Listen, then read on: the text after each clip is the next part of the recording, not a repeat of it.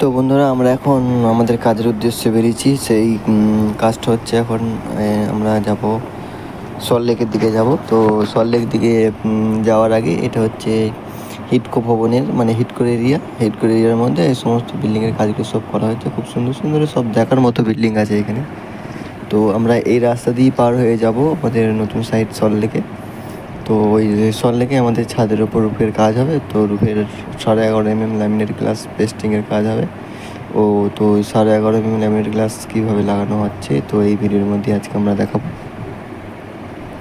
খুবই একটা রিক্সের কাজ আছে। 11.5 mm ল্যামিনেট গ্লাস, উপরে 5 mm করে, আর মধ্যেখানে যে লেয়ারটা থাকবে ল্যামিনেটের যে লেয়ারটা থাকবে সেটা হচ্ছে 1.5 mm, তারপরে 10 আর 11.5 mm। তো এই যে ভিডিওটা করা হচ্ছে, তো এই ভিডিওটা হচ্ছে একটু রাতের মধ্যে করা হয়েছে। তো প্রথম ধাপে আমরা ভিডিওটা করতে একটু মিস্টেক হয়ে গেছিলো, তো এই জন্য একটু রাতের মধ্যে সিনটা নেওয়া হয়েছে। তো প্রথমে রুফের যে আমাদের ফ্রেমটা করা হচ্ছে, রুফের ফ্রেমের মধ্যে দুইটা উপরে প্রথমে আমাদেরকে লাগিয়ে নিতে হবে। তো এই দুইটা লাগিয়ে নিয়ে ফ্রেম করে তারপরে গ্লাসটা তুলতে হবে।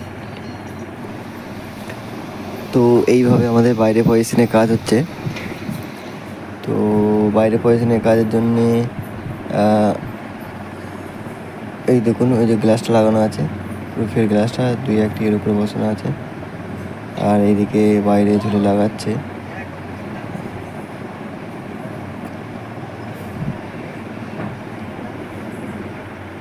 ওই লক্ষ্য করতে আমাদের নিচের ফার্স্ট ফ্লোরেরটা লাগানো হয়ে গেছে, ফার্স্ট ফ্লোরের রুফের গ্লাস লাগানো হয়ে গেছে।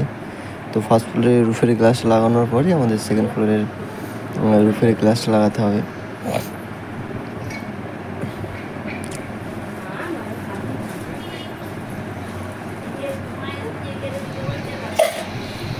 তো এইভাবেই আমাদের রুফের গ্লাস লাগাতে হবে, যাতে ঝড় দিলে না যেন গ্লাসটাকে তুলে নিতে পারে, সেই জন্য একটা করে জাস্ট সাপোর্ট OGC4 দিয়ে দেওয়া হয়েছে গ্লাসে।